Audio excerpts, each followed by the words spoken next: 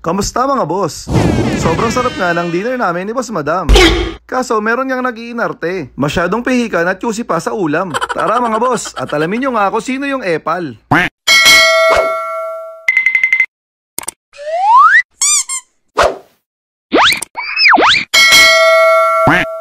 Wow naman, ang sarap naman ng dinner natin ngayon, Boss Madam. Ang lupit naman ng mga niluto mo.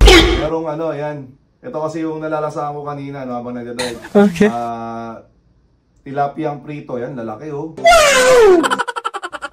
Tapos ito, kasi nagbanggit kanina si si Rosemary. Ayan.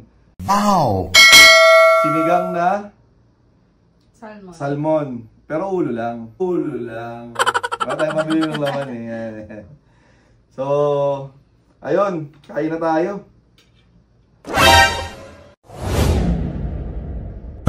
Hey!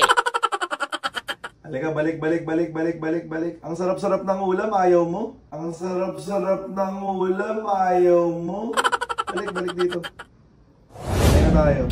Boss Madam, kain ka na.